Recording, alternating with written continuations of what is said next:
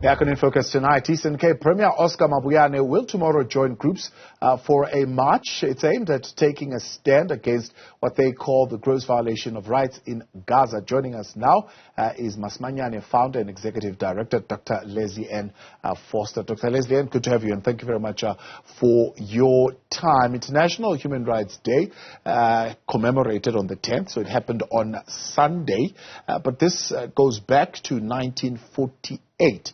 In terms of the principles enshrined in the declaration in 1948, what do you say would be the relevance of celebrating this day today as it was back then in 1948?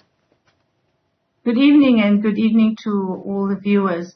Thank you for having me on. Yes, I think International Human Rights Day is a very important day in our calendar because it marks the moment when the world stood still after World War II and actually said, never again will the gross violation of human rights take place in our global community.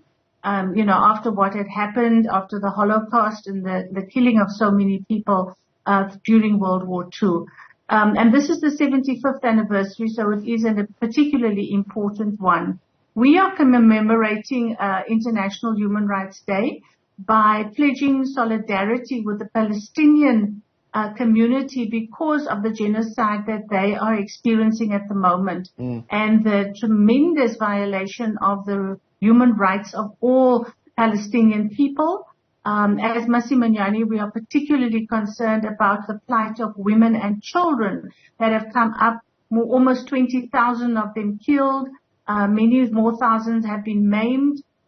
Their homes have been destroyed. They've been deprived of water, of food, of access to healthcare. And these are all gross violations of human rights, which the global community has, to a large extent, the powers that be, let me say, have been silent about it. Civil society has come out across the world and really said, not in our name. And this is what we're doing tomorrow, is saying that we are calling out those that have the power to hold to account the Israeli government in particular, or the Zionist government, I should say, that is perpetrating all these violations against the Palestinian people. We are completely devastated by, the images that we see on a daily basis, which is really awful. So the march tomorrow is standing in solidarity with the oppressed people of Palestine, especially the women and children, expressing our outrage at the genocide being committed against them, and also calling out the global community for the lack of accountability for the numerous violations that, are perpetrated every single day. It's horrendous. In 1975, they said never again, and now we see this happening again. Universally, do you think people have forgotten that, or have human rights really gained new meaning in terms of they become relevant in certain realities and maybe in others not so much? Well, it seems, yes. I mean, I think, if you look around the world, this is not the only time that we've had this kind of conflict, but it is the most pressing, the most urgent, and the most brutal that we have seen in a very, very long time.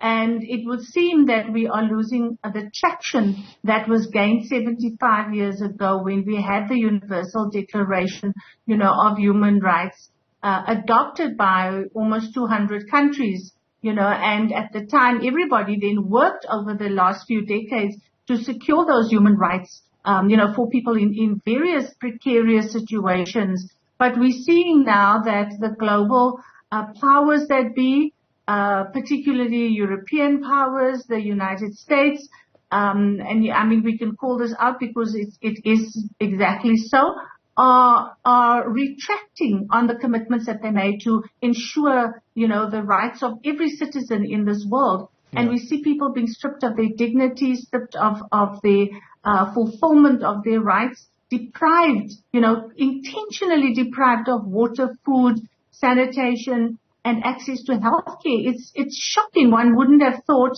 that as much progress as we've made that you would see these kind of violations happening at this moment in time. But it's definitely showing regression. and it's showing a backtracking on the commitments that have been made 75 years ago. What do you think could be lacking in terms of developing friendly relations between nations today? I think to a large extent it's greed. Greed for land. There's so much land grabbing going on. The extractive industries which bring profits, to certain private sector companies, but at the expense, of communities, of local communities. If we look at the DRC, we see children as young as 4 and 5 years old, mining for cobalt that the whole world wants. And the human rights of those children are just not respected at all. But the greed for profit, the greed, constantly to have more and more while others have less and less, we see that increasing, spectacularly across the world. And so I think there is definitely the inequality that persists as a result of the extractive industries, as a result of, the greed, the quest for profit and the quest for, having more than what people really need. We see this happening at a far greater extent than it ever has before. And this is why the inequality is growing across the world.